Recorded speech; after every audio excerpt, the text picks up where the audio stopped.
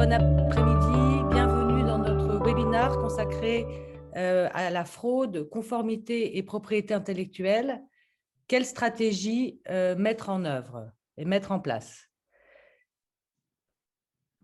Alors, avant de commencer ce webinaire, quelques mots sur le cabinet Dreyfus et sur Cogetos. Donc, le cabinet Dreyfus, nous sommes un cabinet de conseil en propriété industrielle. C'est une profession du droit réglementée avec des règles d'indépendance, d'éthique professionnelle et de compétences. Et chez Dreyfus, nous avons une expertise qui est dédiée à la propriété intellectuelle et à l'économie numérique et aux nouvelles technologies. Notre ADN, c'est vous protéger autant dans le monde virtuel que dans le monde réel. Donc, notre activité, c'est la propriété intellectuelle au sens large, que ce soit les marques, les brevets, les dessins et modèles, les obtentions végétales, le droit d'auteur. On s'occupe de contrats, de contentieux, de conformité, compliance, ce qui va être notre sujet aujourd'hui. Et on a des questions également sur les réseaux sociaux, les noms de domaine, les nouvelles technologies. Un petit mot sur Cogetos. Malek, je vous laisse la parole. Merci. Donc, Cogetos, c'est une société de conseil créée en 2019 et spécialisée donc, dans la gestion du risque de non-conformité. Donc, la société couvre plusieurs aspects de la conformité, tels que la lutte contre le blanchiment d'argent et le financement de terrorisme, les sanctions internationales et les embargos, la lutte contre la fraude, la lutte contre la corruption, la protection d'intérêts clients, le RGPD, ainsi que la connaissance des relations, donc, de manière générale, et les KYC en particulier pour les clients. Voilà. Donc sur ces thématiques citées, la société propose plusieurs services destinés autant aux petites entreprises qu'aux grandes entreprises, notamment en proposant donc, la mise en place de dispositifs conformité, donc en incluant donc, la gouvernance, les processus, procédures, outils à mettre en place, etc. En proposant également donc, du conseil sur les sujets conformité, la prise en charge de certaines tâches donc, liées à ces sujets conformité, donc des formations et ainsi que la gestion de projets. Voilà. On laisse la parole. Donc, pour présenter les intervenants rapidement, donc Malek, qui nous a très bien présenté Cogetos, il est associé et cofondateur de Cogetos, il est conseiller en conformité. Soraya Zrek, donc, qui est juriste senior IP-IT, qui est diplômée de Paris 1, Sorbonne, en économie numérique. Et moi-même, donc, qui dirige le cabinet Dreyfus. Et je suis expert auprès de la Cour d'appel et auprès du Centre d'arbitrage et de médiation de l'OMPI, l'Organisation mondiale de la propriété intellectuelle. Alors, sans plus attendre, Soraya, je vous laisse la parole. Oui, bonjour à tous. Alors aujourd'hui, on a un programme en 3 parties. Donc, on va d'abord aborder la question du dispositif de lutte contre la fraude dans les banques. Ensuite, on va s'attarder un peu sur les types de fraude et comment les détecter. Et enfin, comment prévenir et défendre avec un bon dispositif en propriété intellectuelle. Donc, pour introduire un peu ce webinaire, donc on a 3 questions majeures qu'on va pouvoir traiter. Donc, quel dispositif est requis dans les banques pour la lutte contre la fraude? Est-ce qu'au niveau des activités réglementées, il y a des spécificités?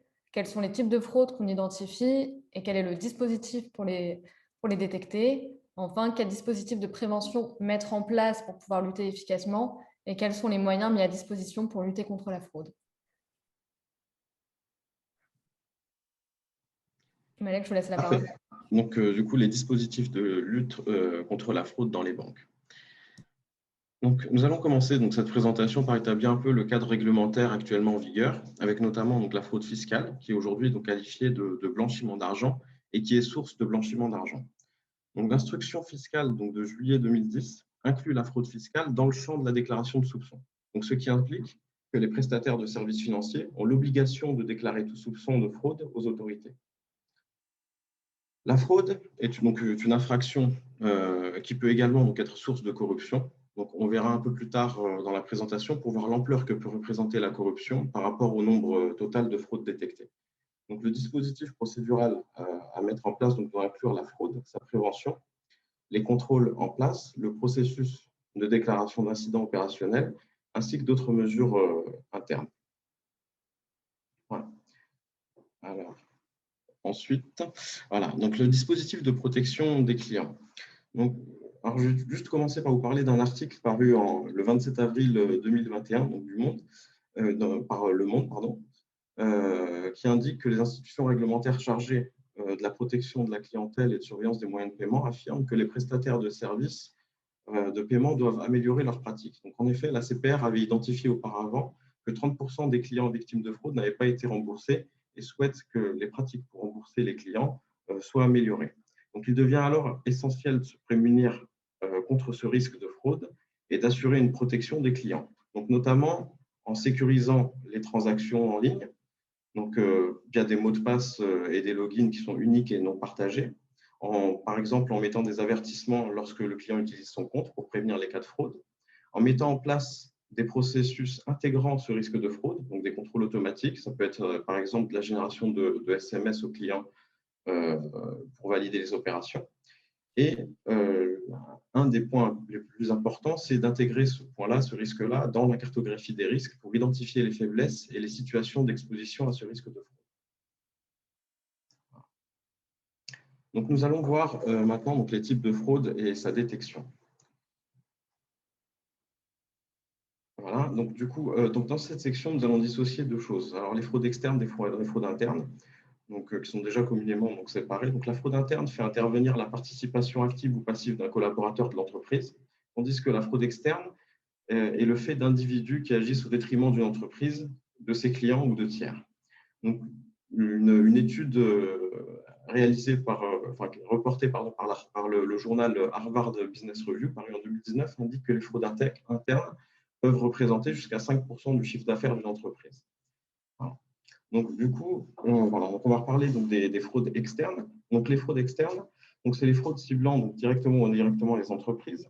Donc, ça peut être soit le vol ou le détournement d'actifs détenus, les fausses demandes de paiement ou de remboursement des clients. Donc, ça peut être des cyberattaques également, ou du chantage ou de l'extorsion. Ensuite, les fraudes internes. Donc, les fraudes internes, ça peut être les abus de marché. Donc, ce concept d'abus de marché consiste soit à commettre des délits d'initié ou à manipuler des marchés financiers. Donc, le délit d'initié, c'est l'utilisation d'informations non disponibles publiquement pour générer des profits. Et la manipulation de marché peut être faite de diverses manières, dont la divulgation, par exemple, de fausses informations sur les marchés financiers. Voilà. Donc, les fraudes également liées à des situations de conflit d'intérêts peuvent représenter des fraudes internes. Ensuite, la corruption. La corruption, dont on va reparler encore et encore après, parce qu'elle représente un gros volume des cas de fraude détectés ces dernières années. Le paiement de prix ou de frais excessifs en l'absence de justificatif pour les cas des entreprises, donc ça peut être des typologies de fraude interne, une comptabilité officieuse ou la saisie d'écriture comptable fictive, la création ou la transmission seulement de rapports financiers trompeurs, le non-respect, donc ça c'est de manière un peu plus générale, le non-respect des procédures de l'entreprise dans le but d'obtenir un gain personnel au gain de l'entreprise. Voilà. Et on intègre également dans les fraudes externes, donc les fraudes ciblant les clients, donc comme on l'a vu tout à l'heure, qui aujourd'hui nécessitent des contrôles additionnels. Alors, ensuite, voilà, donc là c'est un sondage qui a été, c'est une étude statistique réalisée par l'ACFE, qui est la plus grande organisation de lutte contre la fraude au monde et l'un des acteurs principaux sur ces sujets. Donc, ces statistiques ont été réalisées mondialement sur l'ensemble des fraudes internes détectées sur une période donnée. Donc, en fait, ce qu'on note donc le point important de ces chiffres-là, c'est que 50% des fraudes détectées sont pour les cibles, les entreprises privées ainsi que les associations. Voilà. Donc, on passe ensuite à la détection. Alors, s'agissant de fraude externe, donc il y a deux moyens de détection principaux.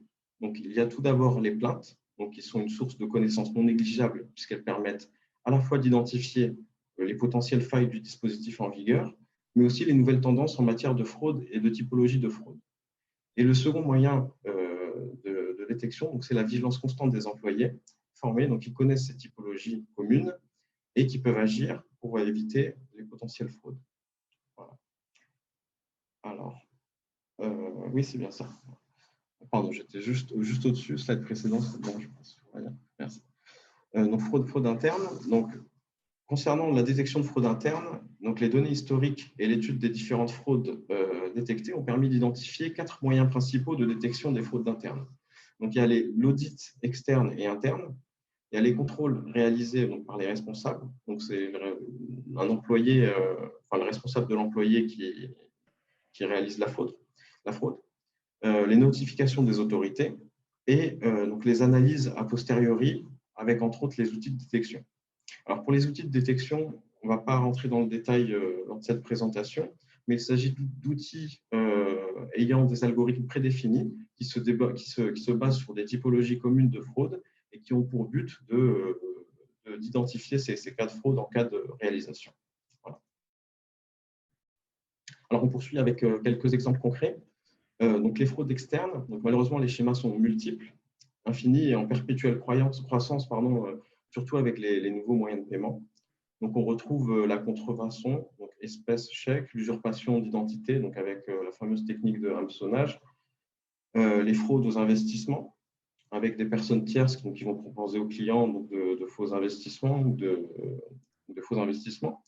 Les abus de personnes sensibles, donc ça peut être des personnes non initiées à un certain domaine spécifique, ou alors ça peut être donc des personnes âgées ou qui n'ont pas connaissance de certains sujets. Alors la charité, donc celle-là elle est bien connue, et puis le tout nouveau c'est le coronavirus, donc ça c'est les fraudes donc qui aujourd'hui vendent des vaccins ainsi que des remèdes visant essentiellement donc les clients donc des banques et les personnes tierces en général. Donc, ensuite, s'agissant de la fraude interne. Donc, la fraude interne, donc, on en a parlé tout à l'heure, donc on retrouve toujours cette corruption, donc qu'elle soit passive ou active. Donc, on retrouve les factures également. Donc, les factures, ça peut être soit des factures émises par des entreprises fantômes, soit des factures gonflées de fournisseurs existants, soit des achats de biens en utilisant le compte de la société. Les notes de frais également. Donc, les notes de frais, c'est des notes de frais gonflées par les employés, dépenses fictives ou alors plusieurs remboursements de la même note de frais. Sur les salaires, on retrouve ce schéma-là. Donc, ça peut être soit des employés fantômes, soit un nombre d'heures ou de salaires falsifiés, soit un employé gonflant le nombre de ventes pour bénéficier des commissions. Voilà. Donc, c'est pour ça que le contrôle par le responsable est nécessaire, notamment pour ce cas-là. Donc, il y a aussi donc, la comptabilité fictive et les chèques, de manière générale. Donc, les chèques, pour les chèques, c'est l'employé, par exemple, qui va préparer un faux chèque pour en bénéficier ou intercepter un chèque à destination d'une autre personne tierce et le modifier pour en récolter les profits. Voilà. Alors, quelques chiffres pour imager un peu donc les fraudes internes et le taux que peut représenter la corruption. Donc là, ce qui est intéressant avec ce graphique, c'est qu'on se rend compte que donc, pour les entreprises de moins de 100 salariés, 99% donc, des fraudes internes sont le fait de ces quatre typologies de fraude. Donc, il y a la corruption, dont on a parlé, donc la facture, donc les factures dont on vient de citer quelques exemples, les salaires et la comptabilité fictive. Donc, ce qu'on voit également aussi, c'est que la corruption donc, représente une part très importante de fraude interne dans les banques et donc du coup doit être détecté et en tout cas un dispositif doit se permettre de se prémunir contre ce type de fraude. Voilà pour ce graphique. Donc maintenant donc, les systèmes donc, de contrôle interne, donc les outils et procédures. Alors donc la mise en place de procédures et de contrôles adéquats, donc la séparation des tâches, la rotation donc, des employés, la mise en place d'une hotline. Donc là, cette mise en place d'une hotline, elle est essentielle pour permettre à tous les employés, donc que ce soit employés en interne et en externe, de pouvoir reporter, de pouvoir déjà se plaindre de ces fraudes et surtout reporter et signaler ces fraudes aux équipes compétentes. Et donc ensuite, la formation des employés. Donc, la formation des employés est l'un des points clés dans le dispositif de prévention de la fraude, puisqu'elle permet à la fois d'agir sur la fraude interne et externe. Alors, la fraude externe, parce qu'elle permet aux employés de connaître toutes les typologies communes de fraude et de s'en prémunir. Et elle permet également aussi d'agir sur la fraude interne, parce qu'elle permet de dissuader les employés qui, grâce à cette formation ou à ces formations, savent qu'il y a un dispositif de prévention contre la fraude et vont plus hésiter à commettre ce type de fraude. Voilà. Et un dernier point donc, concerne donc, la sécurisation des données. Voilà, sécurisation des données, donc, qui peut faire l'objet de tout un chapitre. Donc là, c'est vraiment une vue qui est très générale donc du dispositif.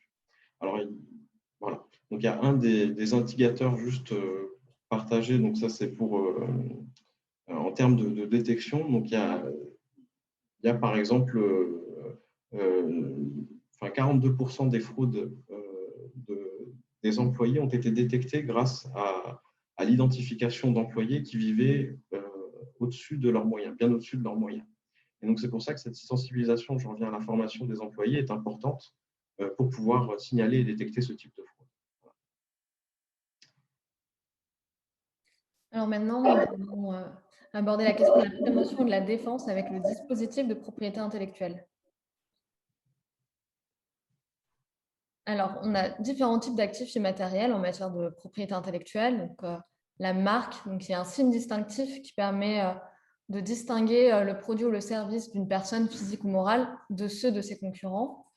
Le droit d'auteur, donc, qui a pour particularité de ne nécessiter aucun formalisme. C'est en fait une œuvre de l'esprit qui porte l'empreinte de la personnalité de son auteur et qui est originale. Et donc, le droit naît automatiquement dès lors que ces conditions sont réunies. On a le nom de domaine qui est un signe de ralliement qui gagne au fur et à mesure en importance au point de parfois arriver au niveau de la marque. Donc, c'est ce qui permet d'identifier un site web pour les internautes. Les dessins et modèles aussi, donc qui permet de protéger la création de formes donc sous diverses conditions, notamment la nouveauté. Et ça apporte aussi un monopole d'exploitation au titulaire. Et enfin, le brevet, donc, qui est une innovation technique et qui permet d'apporter une solution technique à un problème technique aussi. Alors, quels sont les risques qui sont induits par ces différents actifs immatériels?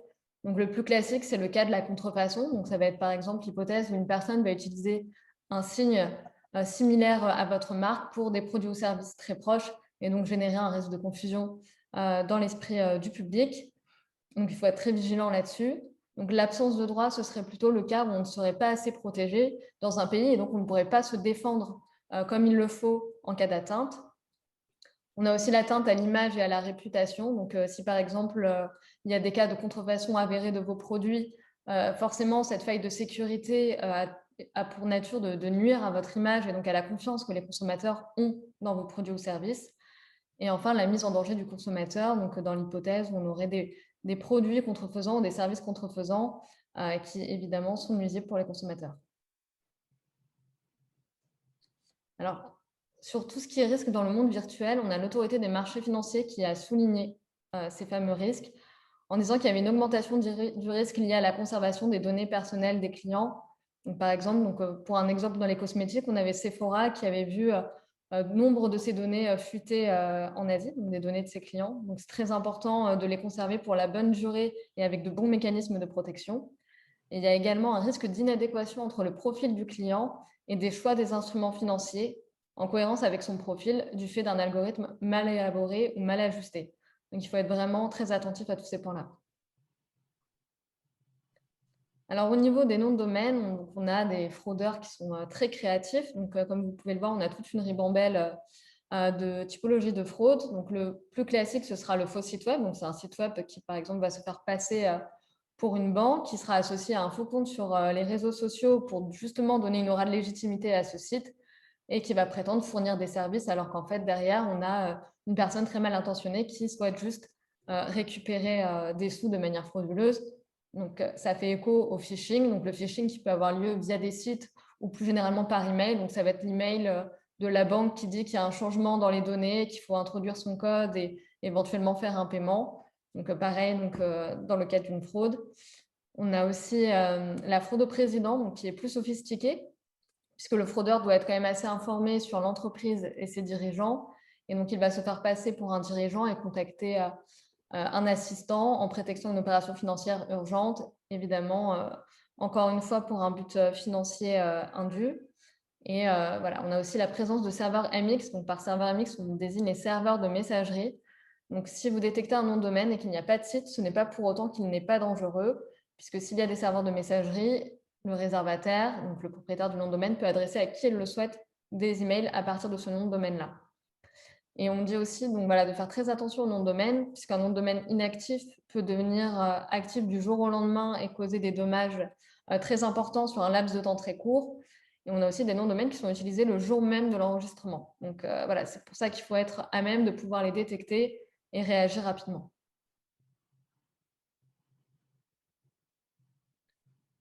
Donc, un exemple flagrant d'une atteinte, c'est l'affaire Vinci, donc du 2 novembre 2016, donc avec le nom de domaine vinci.group, donc qui est très proche du vinci.com, qui est le nom de domaine officiel. Et comme on parle généralement du groupe Vinci, quand on voit vinci.group, on se dit c'est officiel, je peux faire confiance. Bah, pas forcément. Donc, ce qui s'était passé, c'était que la personne qui avait enregistré le vinci.group a lancé un faux communiqué de presse frauduleux, donc qui a été ensuite relayé par les agences de presse. Et donc, ce communiqué disait qu'il y avait des irrégularités dans les comptes de Vinci et donc le directeur financier avait été licencié. À côté de ça, la personne avait fait un faux site internet donc, qui ressemblait au site de Vinci pour qu'en allant sur le vinci.group, on pense que c'est le site officiel. Et donc, avec cette fausse adresse email en @vinci.group, la personne a causé d'importants dommages qui ont généré une chute de plus de 18% du cours de Vinci sur le marché boursier. Alors, la cybercriminalité, ainsi, donc, se situe parmi les premiers risques que redoutent les entreprises en France. Donc, c'est ce qu'on peut voir en 2019, première position devant les changements dans la loi, devant les catastrophes naturelles, devant l'interruption du business d'une personne. Donc, c'est pour ça qu'il faut être à même de pouvoir bien se défendre, ce que va nous expliquer Nathalie. Merci Soraya. Donc aujourd'hui, qu'est-ce qu'on voit en matière de nom de domaine? On voit un nouveau paradigme. On voit et on a eu quelques exemples, que les menaces et les fraudes sont en augmentation sur Internet.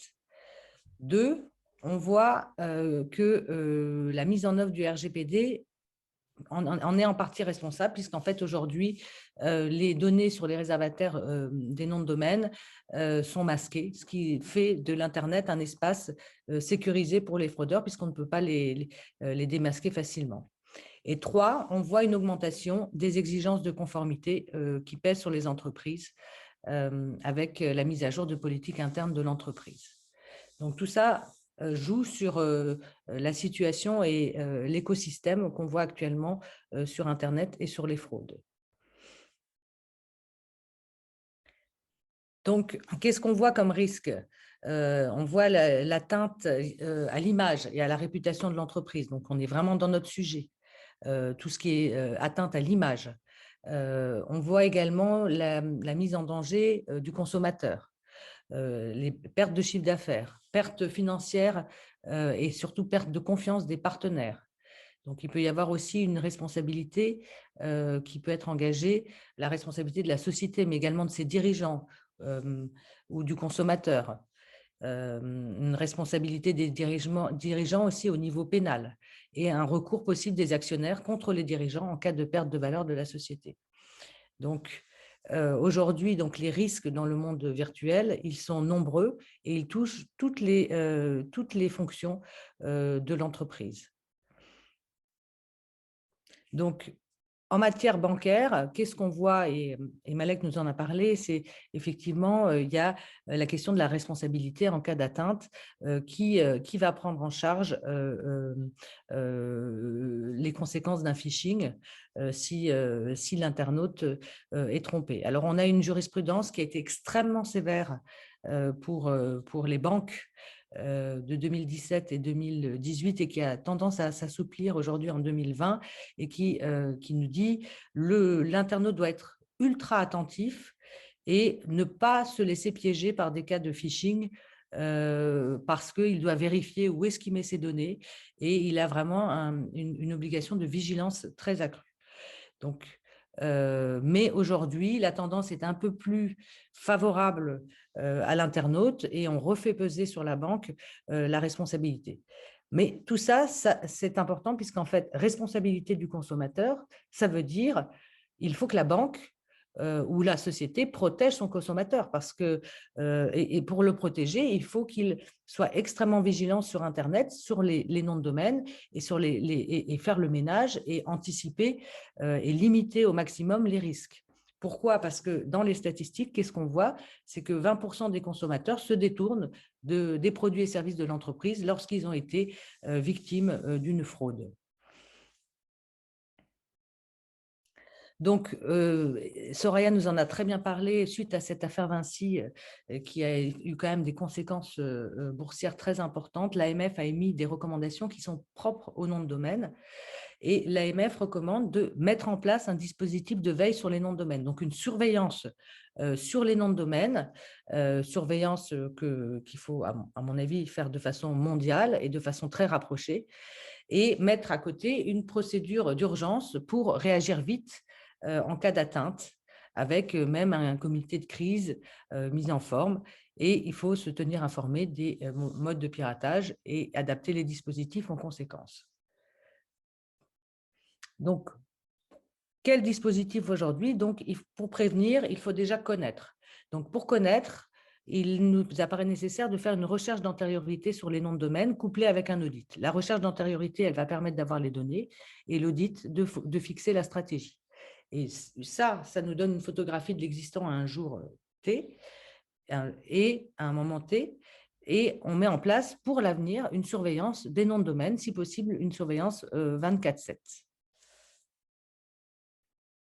Donc, la recherche d'antériorité et l'audit, comment on fait? Donc, on va avoir toutes les données sur les noms de domaine qui correspondent à la marque. On va classifier d'un côté les noms de domaine légitimes, les illégitimes, et on va vérifier la conformité des noms de domaine qui appartiennent à la société, donc ceux qui sont légitimes. Et sur les illégitimes, on va mettre en place une stratégie pour limiter les risques au maximum. Donc, comme Soraya nous l'a dit, on a des noms de domaine où il y a des serveurs MX, donc qui permettent d'envoyer des mailings, comme ça a été le cas dans l'affaire Vinci. Ce type de nom de domaine, on peut les tuer dans l'œuf avant même qu'il y ait une atteinte, mais il faut les connaître. Donc, c'est la surveillance qui va permettre de les connaître. Suite à l'audit et à la stratégie, la surveillance permet de déployer cette stratégie. Et également, il faut rédiger une charte de nommage sur les noms de domaine et un code de bonne conduite. Donc, pour se défendre, on a une panel d'artillerie plus ou moins lourde. On commence toujours par une étude technique et juridique pour voir quels sont les protagonistes dans une certaine situation, et on va essayer d'agir vite pour mettre fin aux troubles rapidement, soit pour bloquer le nom de domaine, soit pour désactiver les services qui sont fournis par un tiers. Ça peut être aussi désactiver une page d'un réseau social. Les réseaux sociaux sont également touchés. Ça peut être également tenter d'obtenir le transfert du nom de domaine, et pour cela, il y a des procédures ad hoc qui ont été créées, les procédures UDRP, pour les cas de fraude avérée et qui permettent d'obtenir soit le transfert, soit l'annulation du nom de domaine. Donc, une stratégie aujourd'hui, nom de domaine en 2021, elle doit à la fois être une gestion de risque, mais également, elle doit limiter les risques de perte en chiffre d'affaires. Donc, par exemple, gestion des risques. Le point .co, c'est pour la Colombie. Alors, vous allez me dire, bon, la Colombie, ce n'est pas le nom de domaine le plus attractif, mais il est souvent utilisé à la place du .com. Et il y a une vraie confusion pour l'internaute. Le .cm pour le Cameroun, le .group, on en a parlé, qui évoque vraiment quelque chose de légitime. Donc, pour ces types de noms de domaine, on va pouvoir avoir des actions appropriées. Donc, par exemple, pour les .co et les .group, on va conseiller une procédure UDRP, ces procédures ad hoc qui permettent d'obtenir le transfert ou l'annulation du nom de domaine. Pour le .cm, le Cameroun, il n'y a pas de procédure facile à mettre en place pour la fraude, et donc on conseille un enregistrement préventif. Donc, il peut y avoir aussi des cas où il est difficile de récupérer un nom de domaine. C'est le cas en Corée, en Ukraine ou en Russie. Dans ce cas-là, il vaut mieux prévenir que guérir et enregistrer à titre préventif. Également, donc, si vous avez des noms de domaine qui évoquent la liberté d'expression comme les .sucks, c'est bien de les tuer dans l'œuf avant même qu'il y ait du contenu qui pourrait nuire à l'image de marque de la société. Donc, il faut vraiment anticiper. Une vraie stratégie de nom de domaine, aujourd'hui, ça nécessite de la souplesse et de la réactivité. Il y a également une situation très particulière pour le point CN pour la Chine, parce qu'on ne peut plus agir après 3 ans. On a une forclusion et donc il faut agir aussi dans des délais raisonnables. Également, si on tarde à agir, on pourrait nous le reprocher. C'est la théorie of lashes américaine. Et donc, si on n'agit pas, dans ce cas-là, le droit d'engager l'action peut s'éteindre. Donc, cette surveillance de nom de domaine, elle est vraiment le cœur de la stratégie parce qu'elle permet d'anticiper tout cela.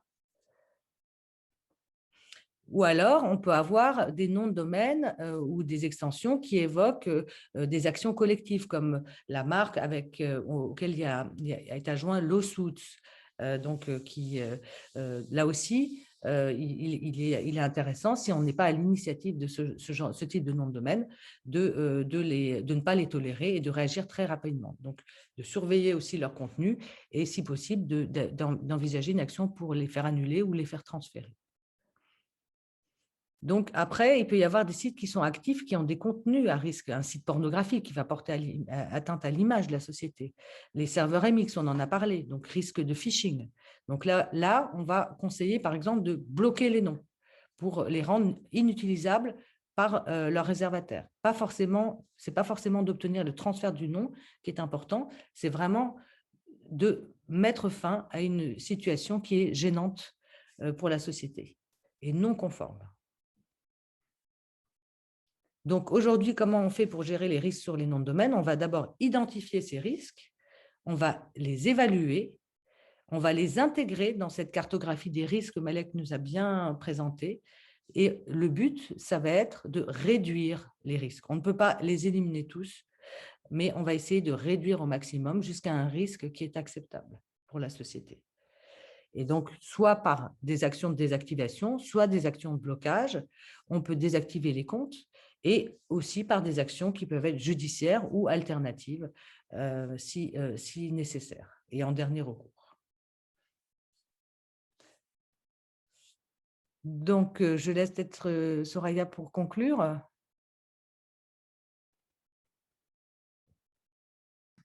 Pardon, je réactive mon micro. Comme vous l'ont expliqué Nathalie et Malek, donc, il est essentiel d'avoir un dispositif de prévention et de détection.